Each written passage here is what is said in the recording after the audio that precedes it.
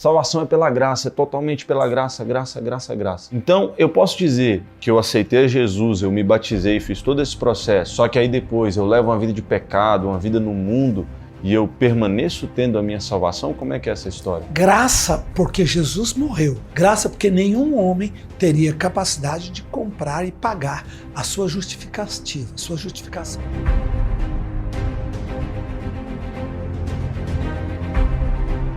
Olá pessoal, mais uma vez estamos aqui no nosso compromisso todas as semanas neste horário e no canal que você está nos acompanhando nas redes sociais, no Instagram, no Twitter, no Face, enfim, nós estamos aí em diversos canais disponíveis nas redes sociais. Um grande abraço a todos vocês, lembrando que nosso tema de hoje é um tema um pouco delicado. Pode o cristão perder a sua salvação? Pode o cristão perder a sua salvação? Pois é, nós temos, aliás, conversado sobre temas muito espinhentos, predestinação, suicídio,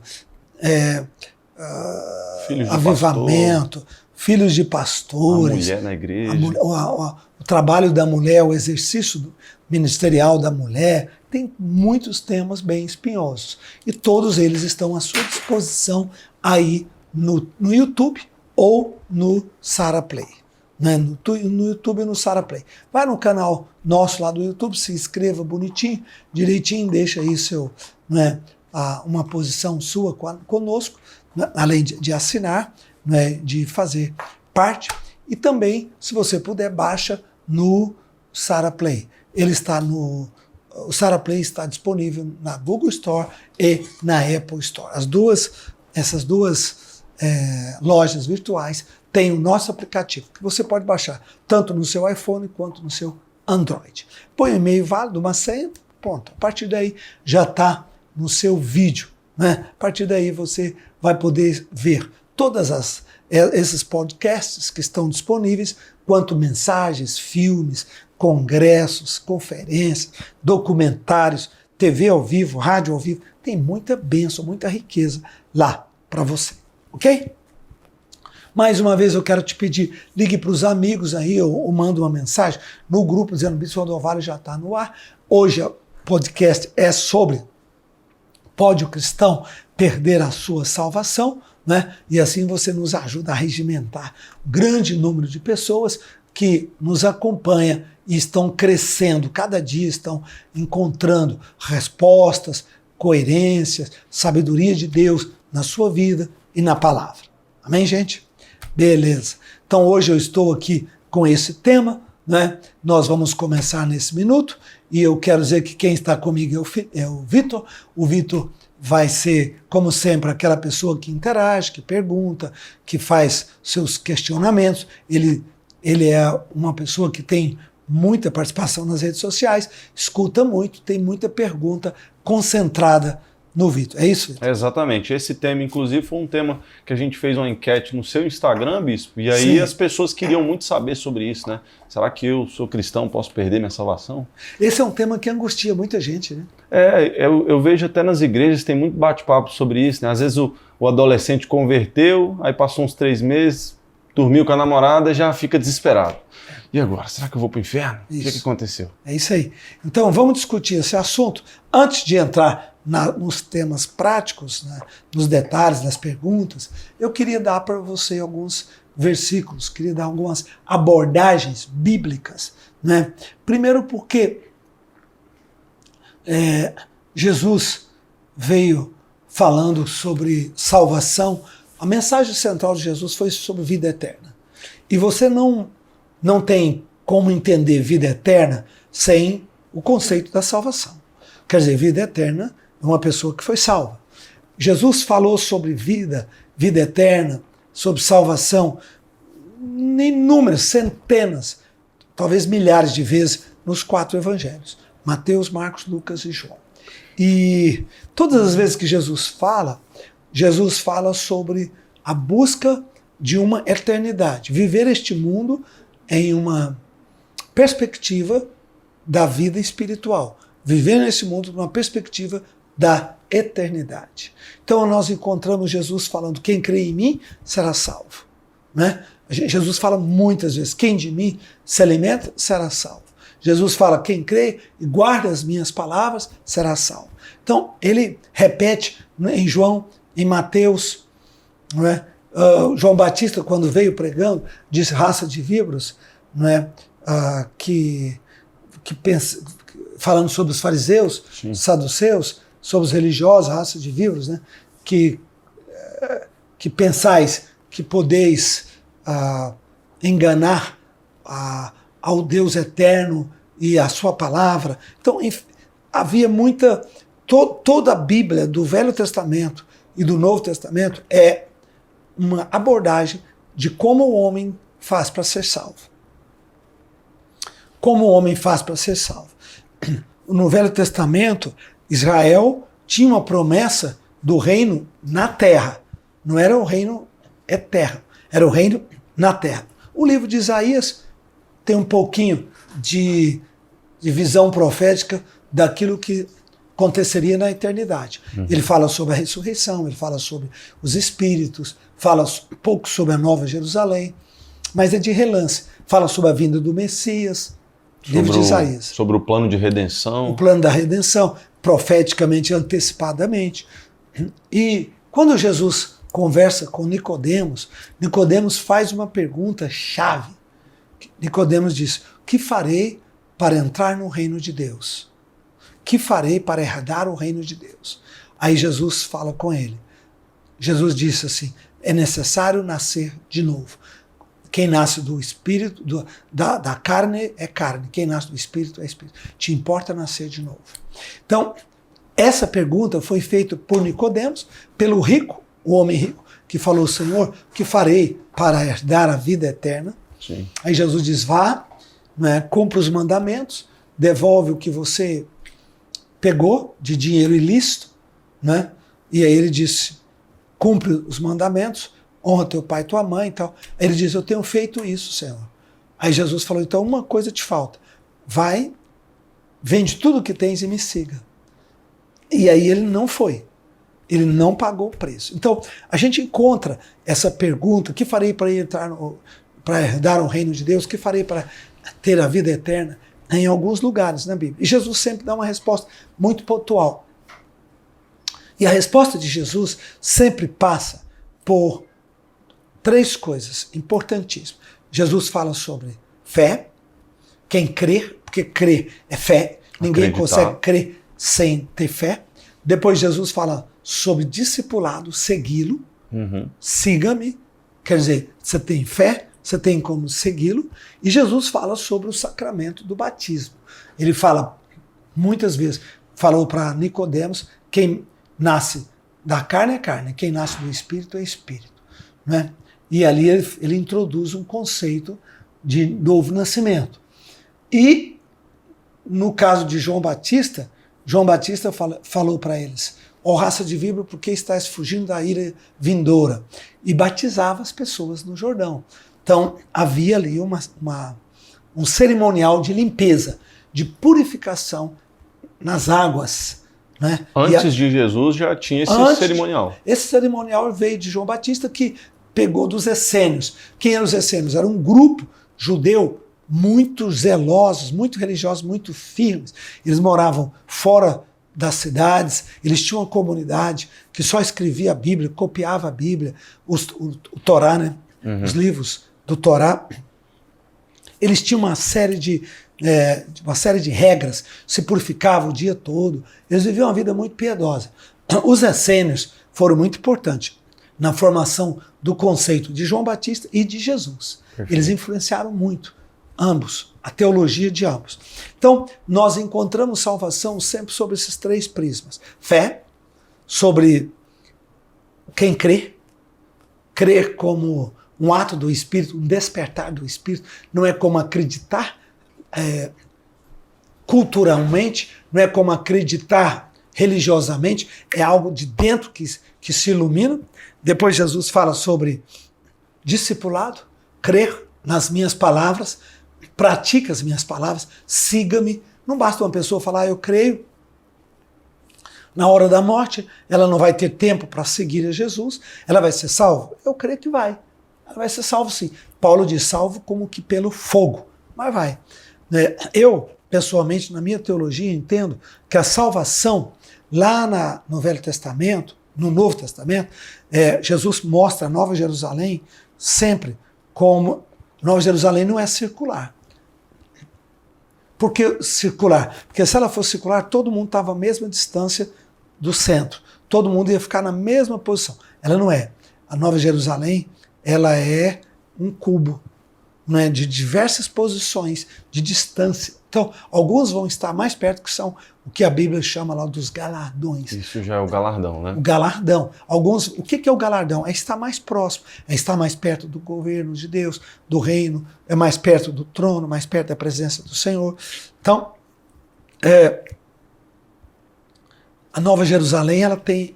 E isso, para mim, explica por que algumas pessoas são salvas como um ladrão, ou chamado bom ladrão. Ele foi salvo na última hora. Ele não teve oportunidade de se batizar, ele não teve oportunidade de mostrar que ele ia seguir Jesus. Estava crucificado, morrendo, mas ele aceitou o Senhor. E Jesus disse que ele estaria no paraíso. Jesus disse que estaria com ele naquele mesmo dia no paraíso. Então, sem dúvida, aquele homem foi salvo. E a salvação opera muito assim. Uma pessoa não teve a oportunidade de ser discípulo, não teve a oportunidade de se batizar, mas ela, de coração, teve a luz que Jesus é o Filho de Deus, aí ela vai ser salva. Então é algo, né, não pertence ao homem. Salvação é uma dádiva de Deus. Salvação, Paulo diz que sois salvos pela graça, por meio da fé. Efésios 2:6. Sois salvos pela graça, por meio da fé. Ou seja, eu acredito.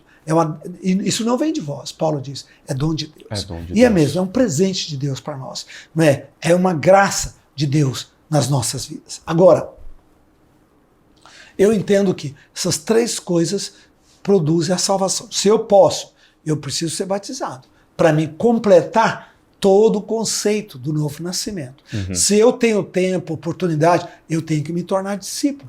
Eu tenho que ir para uma igreja, tenho que tomar a ceia. Eu preciso obedecer, né, os princípios do reino de Deus. Eu preciso obedecer os princípios do reino de Deus. Agora, se eu tenho condições, se a pessoa não tem, se ela parte para a eternidade, num fechar dos olhos, num piscar dos olhos, eu creio que ela vai ser salva. Agora, salva como que pelo fogo. Ou seja, ela não vai ter o privilégio de um apóstolo João, de um apóstolo Pedro que morreu por amor a Jesus, de um mártir que deu a vida, derramou a vida, de alguém que a vida inteira sangra, né? Confessa o nome de Jesus, é fiel. No livro de Apocalipse nós temos as 7 igrejas. Todas elas, ele fala ao que vencer. Todas elas, ele fala ao que vencer. Quem é o que vencer?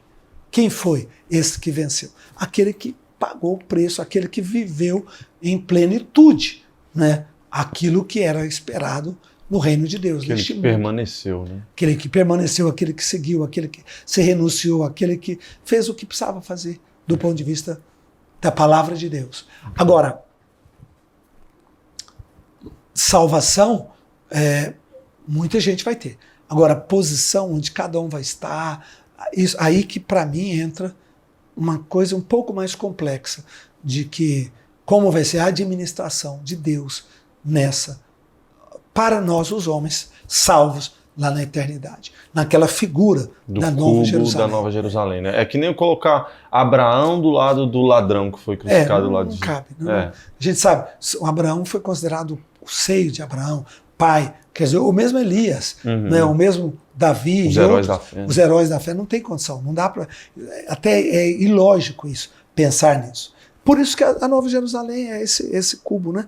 Que ela tem distância do centro para raios diferentes de onde as pessoas vão estar na eternidade. A gente não tem uma ideia muito clara de como será a consciência na eternidade, como será essa vida na eternidade. Quem quiser, escuta aí meu podcast sobre após a morte. Vida após a morte. Como existe vida após a morte? Como é a vida após a morte? O que nos aguarda no nível de energia consciente? Uma energia com consciência, né, do lado de lá. Então, é uma coisa complexa, não é uma coisa muito simples. Então, a Bíblia não nos dá muitas clarezas absolutas sobre isso. Nos dá a promessa da salvação, nos dá a promessa da redenção. Então, se nós temos vida, temos força, temos condição, vamos aceitar Jesus como Senhor e Salvador, vamos nos batizar nas águas, porque ele diz, quem crer e for batizado será salvo. Mateus 28, Marcos 16, quem crer e for batizado será salvo. Ele põe o batismo lá, na última frase dele. E, finalmente, Jesus disse que quem permanece em mim, se permaneceres em mim e as minhas palavras permanecerem em vós, né? Jesus fala, pedireis tudo o que quiseres e sereis respondidos. Jesus fala sobre salvação em alguns lugares, né, que ele diz sobre quem não toma sua cruz, deixa tudo e me segue, não é digno de mim. Digno de mim, ou seja, na eternidade, estar com ele. Então, nós temos aí essas características nesta vida, neste mundo, para termos a vida eterna. Ok, Vitor? Ok, perfeito. Essa mais ou menos é a abordagem. Aqui não é um curso teológico para mim estar dando os versículos, né? Eu até gostaria, estou pensando até de lançar um curso para que a gente pudesse estudar bem pormenorizadamente tudo isso, mas eu dei a ideia de modo geral. E se você tiver interesse nesse curso teológico aí que o Bispo Rodovalho citou, deixa nos comentários aí, né, pra gente saber se é do seu interesse isso. Perfeito, Bispo. Hoje a gente tem percebido um movimento das pessoas dizendo, e aí eu vou ver com o senhor se isso está certo, salvação é pela graça, é totalmente pela graça, graça, graça, graça. Então, eu posso dizer que eu aceitei Jesus, eu me batizei, fiz todo esse processo, só que aí depois eu levo uma vida de pecado, uma vida no mundo, e eu permaneço tendo a minha salvação? Como é que é essa história? Pois é, graça porque Jesus morreu. Graça porque nenhum homem teria capacidade de comprar e pagar a sua justificativa, a sua justificação. Mas essa graça, né, essa graça que Jesus nos deu, foi para nos transformar, para nos fazermos filhos de Deus. João 1 diz assim, mas a todos veio para que eram os seus. Evangelho de João, capítulo 1. Veio para o que era seus, mas os seus não o receberam. Mas a todos que o receberam, deu-lhes o poder de se tornarem filhos de Deus. Não foi levou-os a serem filhos de Deus. Não, deu-lhes o poder. Quer dizer, a salvação é de graça, porque de graça eu fui perdoado, de graça eu recebo o Espírito Santo. E o Espírito Santo em mim, né, e a minha mente sendo instruída, orientada, dirigida, eu me torno uma nova criatura. Então eu vou ser salvo pela graça porque eu jamais poderia pagar. Mas eu preciso produzir frutos de arrependimento. Eu preciso produzir frutos de transformação. Se eu não produzir fruto, que graça é essa? A graça de Deus opera em vão? Paulo diz várias vezes, a graça de Deus não pode operar em vão. Ela precisa transformar nossas vidas, transformar nossa mente, transformar nossos hábitos, transformar nossos comportamentos. Uma pessoa que era irada, ela foi salva pela graça, mas não venceu a ira. Aí ela vai dar um tiro e mata o outro. Ela vai ser salva? Ah, mas é pela graça. Ou uma pessoa que comete um adultério. Ah, mas eu caí com a pessoa lá, né, eu estou morando com ela. Mas, quer dizer, tem muita complicação, muitas implicações. Ser uma pessoa transformada precisa produzir frutos. Se os frutos não aparecerem, como é que eu sei que aquela pessoa foi salva? Para isso entra Tiago. Tiago diz, me mostra as suas obras, me mostra as suas obras. E eu mostrarei a você o que você tem. Ele fala duas vezes, ele fala, nós somos salvos porque nossa fé produz obras. Mostra pelas suas obras a sua fé. Se você não tiver obras de fé, provavelmente você não tem fé, porque a fé que não produz obra não está no seu coração. Então, é graça total. O homem poderia por si só, nunca ele poderia pagar pela sua vida, pela sua própria conduta. Mas a graça de Deus, o Espírito Santo precisa mudar nossas vidas. Perfeito. Eu quero ler Tiago aqui que diz assim, mas alguém dirá, tu tens a fé e eu tenho as obras. Mostra-me a tua fé sem as tuas obras e eu te mostrarei a minha fé pelas minhas obras. Incrível. Está claro. Então a Bíblia e Tiago é um livro inspirado, está na palavra de Deus. Vai cortar o livro de Tiago e jogar fora? Então Paulo também fala muito sobre isso. Graça. lá em Romanos, capítulo 2, 3, 4, 5, 6, 7, 8, esses 5 capítulos de Paulo em Romanos, é só para explicar o que é a graça. A graça tem que transformar em nós novas pessoas. Eu sei porque Vitor, eu era uma ferinha, eu era um cara raivoso, eu era um cara amargo, eu era um cara irado. E Deus me transformou por uma experiência que eu tive com Jesus. Eu fui perdoado, eu fui amado, eu fiz coisas horrorosas. O apóstolo Paulo não foi uma pessoa horrorosa? Antes, ele foi assassino de Estevão, ele aprontou, prendeu a igreja. Mas depois que ele foi salvo, ele continuou fazendo? Não. Ele foi um novo homem. A mesma coisa Pedro. Certo? Então, essa ênfase da super graça que existe aí hoje, para mim, cheira mais a libertinagem. Eu vou fazer o que eu quiser, não é? E no final eu vou ser salvo pela graça. Ou então aquela teologia, que para mim é uma teologia muito perigosa, que é uma teologia antiga da igreja. Não é a igreja cristã, não é? Agostinho não aceitava isso, né? Nenhum dos Pelágio, Tomás de Aquino, mas teve. Que a fé e a minha salvação não me transforma, ela me cobre pelo sangue. O sangue não me transforma em uma nova pessoa, né? Ele não me faz me tornar uma nova pessoa, ele apenas me purifica dos meus pecados. Então, cada dia que eu vou diante dele, eu vou me arrepender, chorar, os pecados que eu cometi, eu vou ser perdoado. É como se falasse assim, eu sou limoeiro, uma árvore que é um limoeiro, ela vai receber, ela tira os limões, mas ela continua com a natureza dela. Ou um animal, por exemplo, vamos pensar, uma ovelha, né? Eu sou ovelha, eu não sou bode, eu não sou porco. Eu era bode antes de converter, mas depois que eu aceitei Jesus, a fé e a graça de Deus operaram em mim e me transformaram para uma nova pessoa. Hoje eu sou ovelha. Ovelha odeia a sujeira. Já o porco nasceu para a sujeira. João também, na carta de 1º, 2º, 3º, João explica isso muito claro. Ele diz claramente, João é engraçado, que ele diz assim, ele diz, você vai dizer que você nunca vai pecar? Né? Ele diz, se confessar os nossos pecados, ele é fiel e justo para perdoar os nossos pecados e nos purificar de toda justiça. E nos purificar de toda injustiça. Mas aí ele diz assim, permaneceremos nós no pecado? Né? Fala, não tem como, porque nós somos nascidos de Deus, nós somos nascidos de novo. Como permaneceremos nós no pecado, sendo que para ele nós morremos? Paulo fala isso em Romanos 6 também. Então a Bíblia é cheia desse equilíbrio entre perdão, graça, transformação. Perdão, graça, transformação. A graça tem que te produzir libertação na sua vida. A graça tem que tirar o pecado de dentro de você. Tem que fazer você um novo homem, uma nova mulher.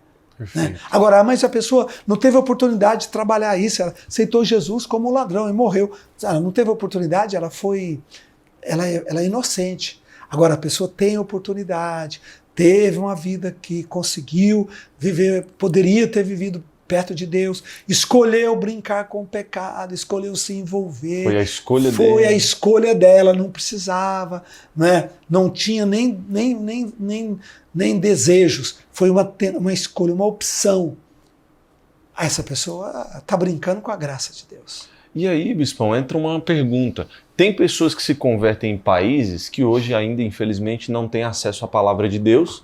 Antigamente isso era mais comum, mas hoje ainda tem. Tem muito. E aí, por exemplo, eu me converto num país desses e eu não tenho consciência de que certa coisa é pecado. E eu entro nisso. Vitor, eu conheço pessoas que foram salvos sem ninguém nunca pregar para elas.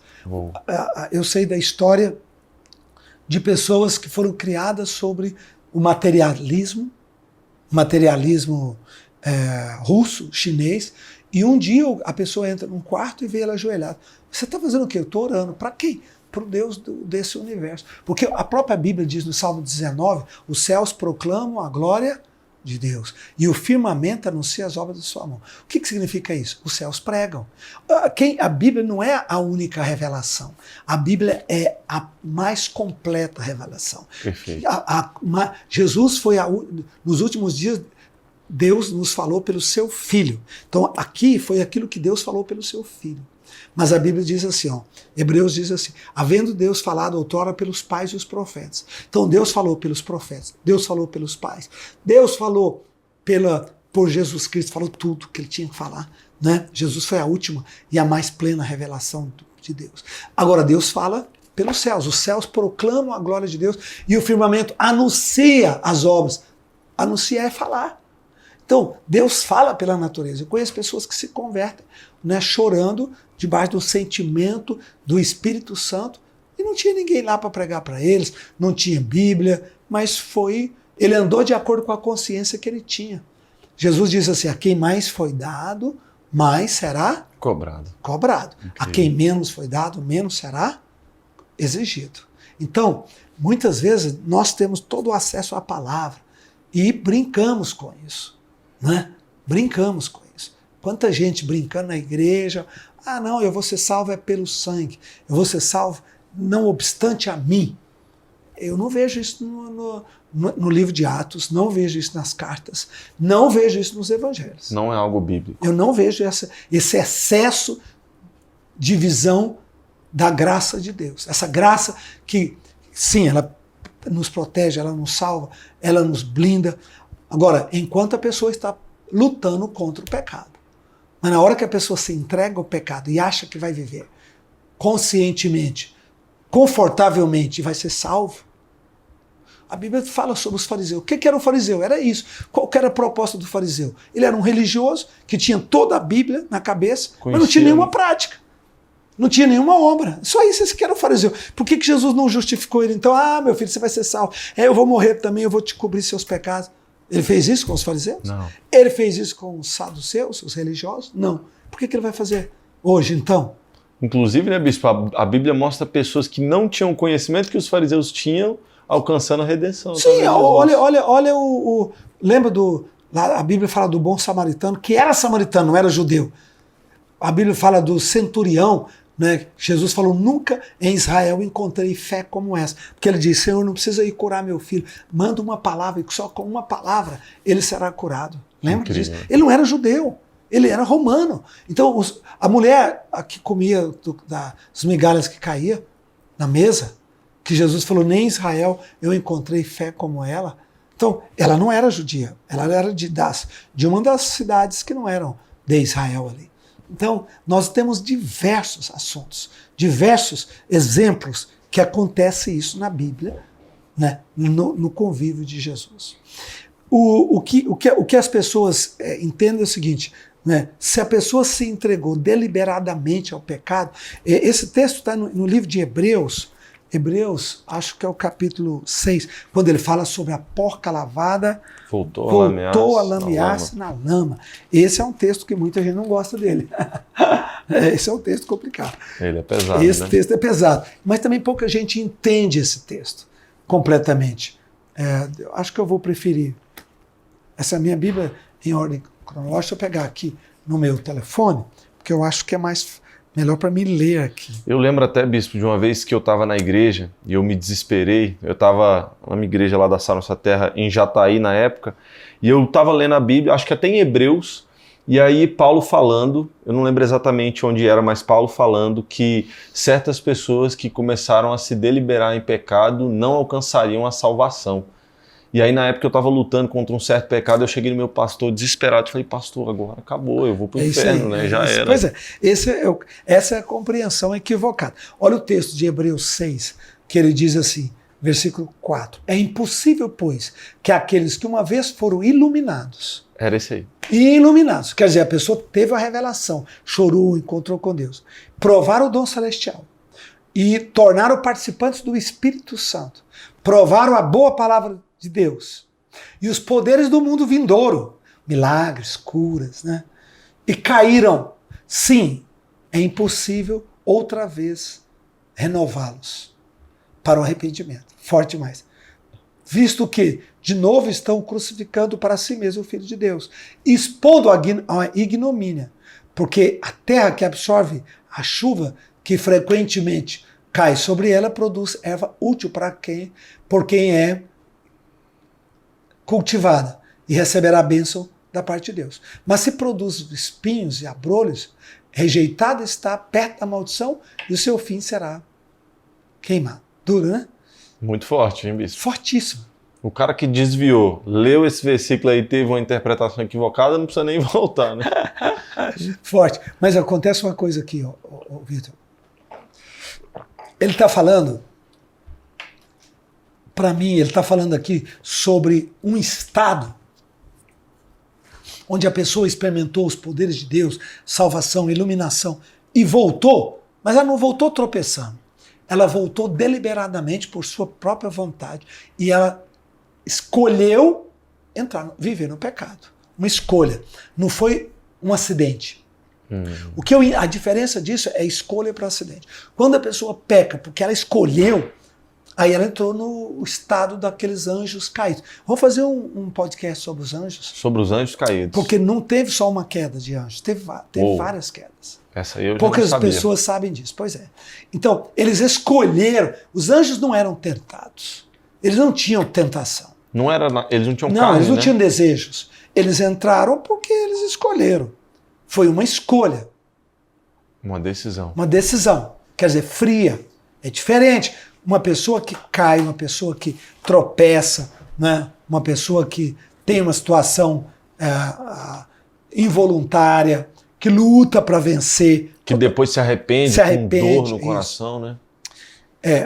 Segundo Pedro, fala o mesmo conceito de Hebreus, quando ele diz assim, confirma-se neles que é verdadeiro o provérbio, o cão voltou ao seu próprio vômito, ou a porca lavada voltou a remover-se na lama.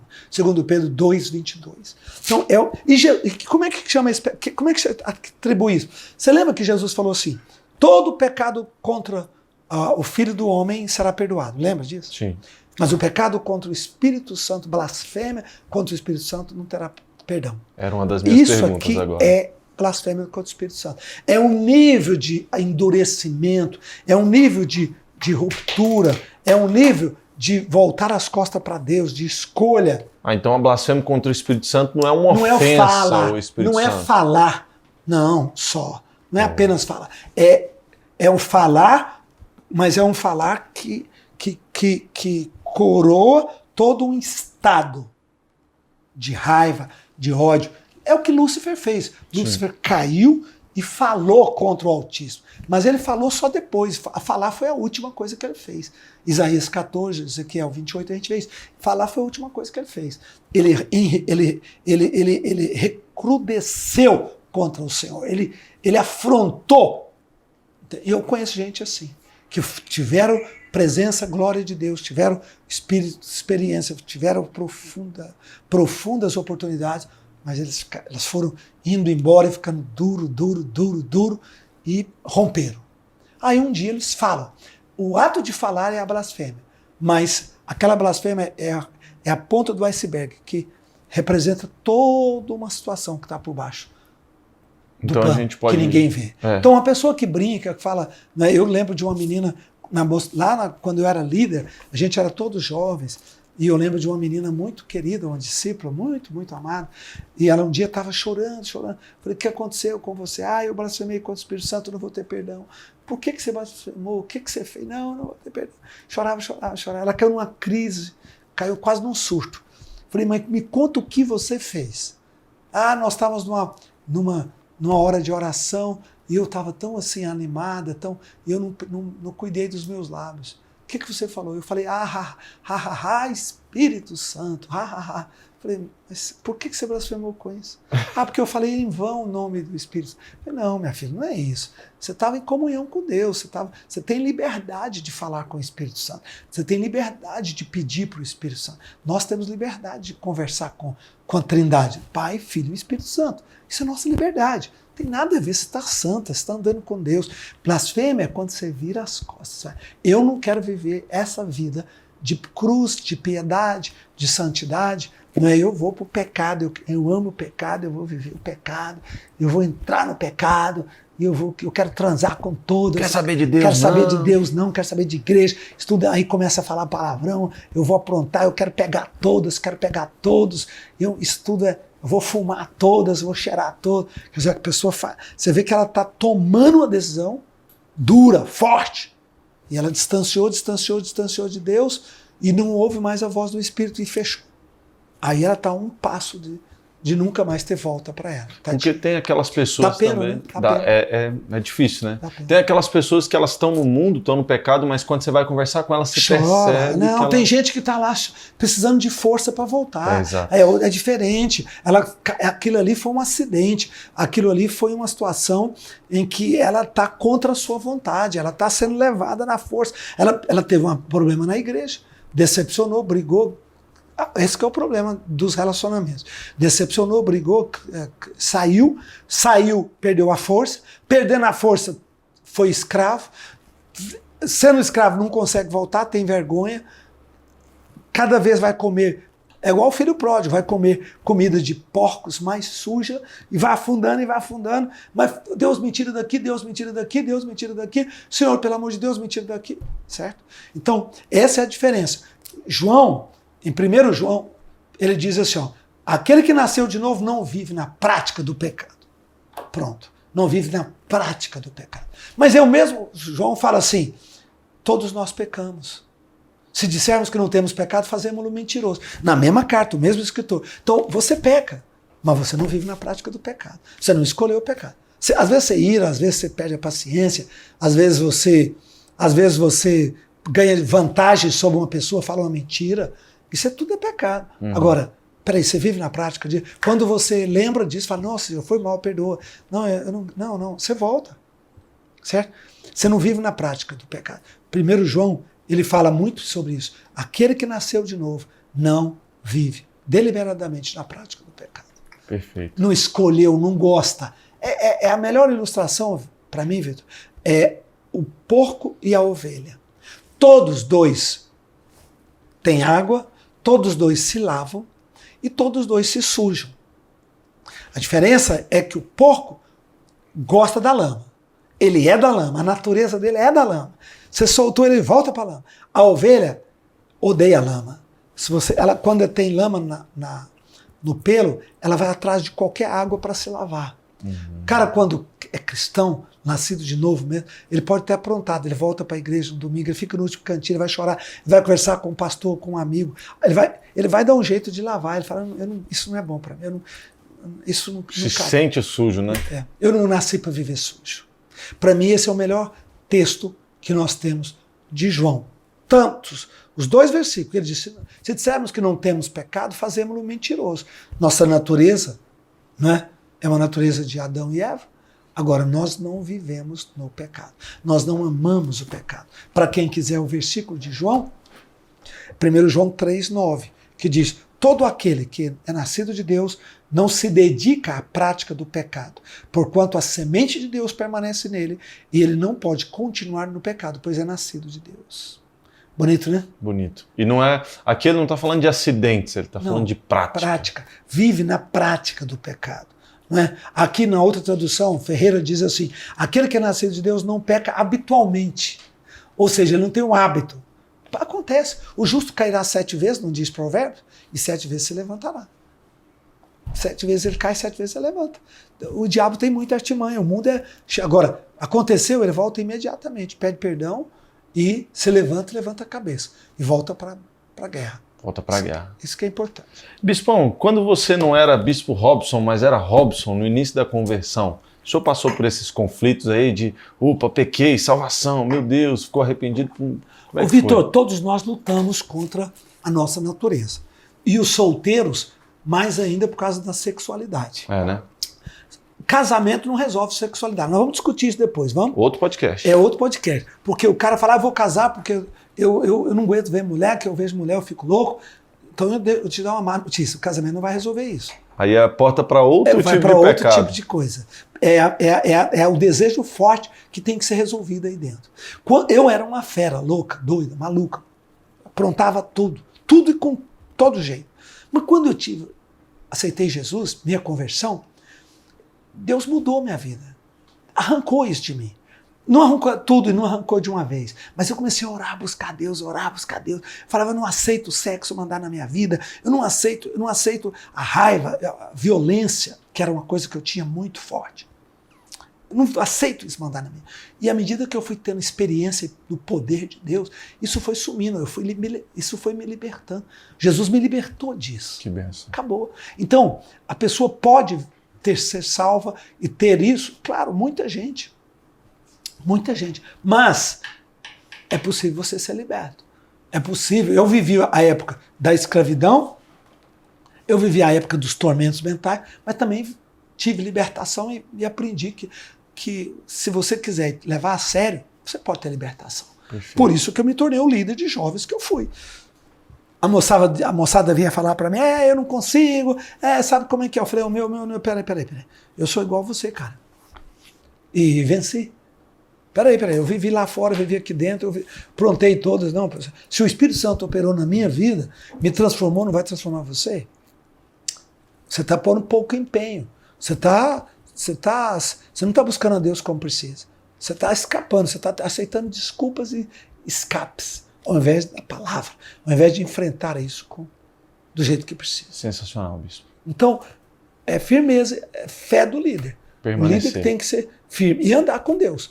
E andar com Deus nesse mundo de hoje, pornografia está na internet, está na televisão, está em cinema. Pornografia hoje é uma das maiores indústrias.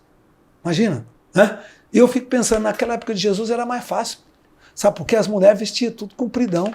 Você não via nada. Era mais fácil não cair nesse pecado. Não tomava banho, fedia pra caramba. Imagina como é que era a vida. As pessoas tomavam banho. Era uma banho por semana só. É. Então, essa coisa sexual era muito mais leve. E de Jesus para trás, havia poligamia, se casava com Abraão, teve quantas mulheres?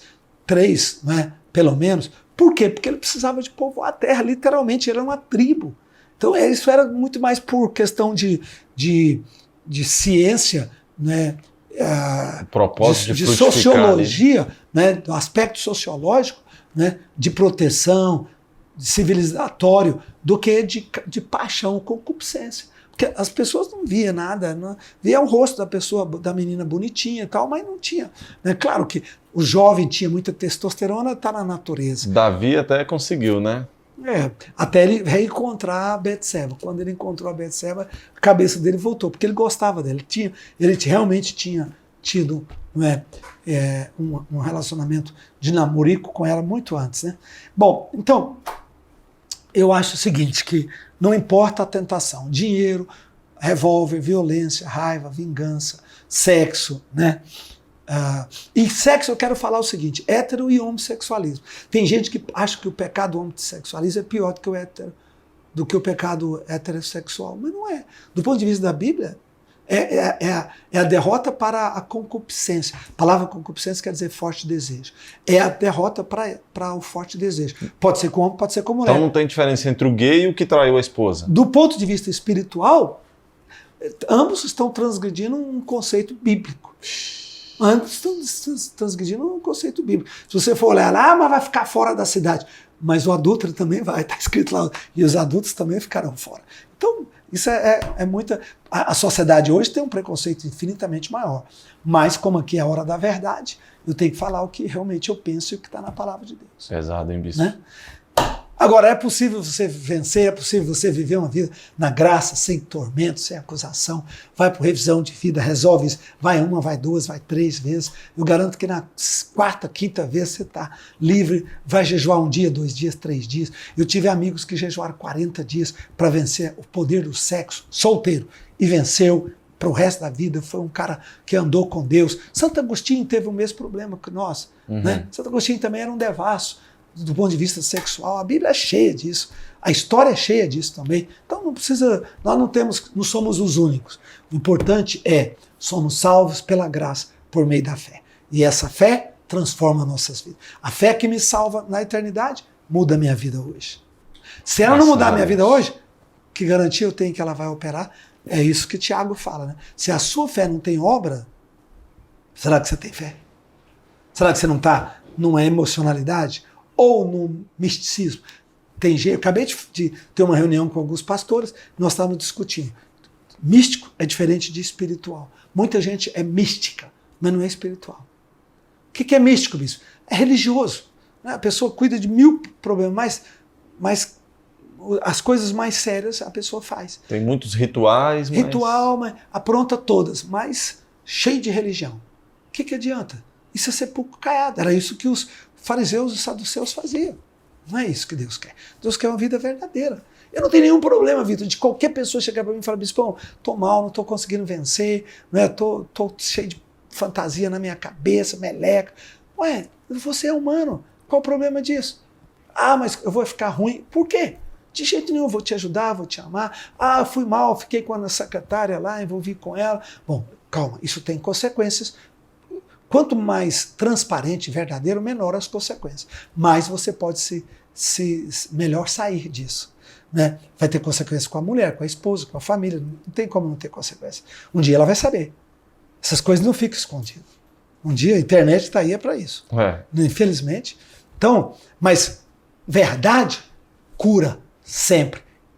Cura, conserta, protege. A Bíblia diz que o amor cobre uma multidão de pecados. Quando eu sei, eu procuro cobrir, trato, corrijo, curo e protejo se possível for. Se não for possível, porque vazou, então não tem o que fazer. Aí eu fazer o quê? Melhor não cobrir aquilo que já está vazado. Agora, se eu sei, eu amo, eu cubro. É assim que a Sara faz. Graças a Deus, por isso que a Sara é uma igreja muito saudável, muito sadia, sem escândalos, graças a Deus, porque a gente é muito maduro. Não tem farisaísmo, mas também não tem libertinagem. Ah, vou aprontar, porque a galera lá em cima vai me cobrir. Aí eu sei um problema, eu tenho um segredinho do meu pastor, do meu bispo, e se ele contar o meu, eu conto dele. Na Sara não tem isso. E até por causa do movimento do Arena, parece que tem gente que acha que a Sara é meio de libertinagem. Liberal, né? não tem liberação isso, nenhuma não, né? aqui. Tem aceitação para o pecador. Vem do jeito que você está, porta aberta para todo mundo. Agora entrou, pode ter certeza que o poder de Deus vai te transformar. Amém. Transformou minha vida, que era uma fera, transformou o Bispo Cirino, transformou todos nós, que éramos da gandaia da pior possível, e nos fez gente séria pra caramba. E há muitos anos, mais de 50 anos, não vai transformar vocês? Claro que vai. O Evangelho é o poder de Deus. Não torce a Bíblia para se explicar, não torça a Bíblia para se justificar. Isso é o pior de todos. Não, aí eu posso fazer isso porque Abraão, né? Aí o cara começa a torcer a Bíblia. Vai buscar a experiência mais profunda com Deus. Não vai torcer a Bíblia. Se você não tem todas as vitórias, é compreensível. Nem sempre todo mundo tem. Mas é sinal que a sua experiência aqui ainda está rasa. Você pode aumentar o volume e ter experiência mais forte. E ser um homem que você gostaria. Mas não viva na mentira. Viva na verdade. Glória a Deus. Amém? Amém. Pergunta? Não, vamos deixar para o próximo podcast agora. Hoje nós fizemos bons compromissos aqui. Hoje agora sai um bom podcast. Espero que isso possa ter te ajudado. Eu quero orar com você nesse momento. Quero abençoar a tua vida, a tua história. Quero dizer para você que você pode estar nos assistindo. Né? Entra agora no meu canal do YouTube, eu vou falar agora mesmo, né? Nós vamos no YouTube, no Sara Play, baixa o Sara Play, toda essa matéria está disponível para você, esse bate-papo lá, né? Tanto no YouTube quanto no Sara Play. Né? Você vai encontrar também durante um período no Instagram, no Twitter. Nós vamos facilitar o máximo para você ter acesso a esse conteúdo. Não só a esse, nos passados, nos anteriores. Estude, converse com os discípulos. Quem dera quando eu fui jovem, líder, eu tivesse uma coisa dessa para me escutar. Quem dera, eu me lembro que eu com os discípulos, eu ia para um parque para ler um livro em inglês ou espanhol e traduzir para os nossos discípulos um pedacinho, para a gente poder ter um pouquinho de luz. Porque não tínhamos discipulado, não tínhamos pastores, não tínhamos toda essa riqueza que temos hoje. Aproveite, querido. Deus está derramando essa bênção maravilhosa. Valorize, né? Valorize isso. Tá? Pegue, cresça. Como eu já falei, mesmo que você não goste de mim, não tem importância. Não goste de mim, mas se você precisa da nossa palavra, tem que ser honesto, cresça, amadureça, né? Deus vai te ajudar. Você não gosta de mim, mas eu te amo. Eu oro por você, você é do corpo de Cristo, você é um soldado nosso e eu quero você o melhor possível. Quero você o mais afiado possível, tá bom? Em nome do Senhor Jesus. Deus abençoe todos vocês.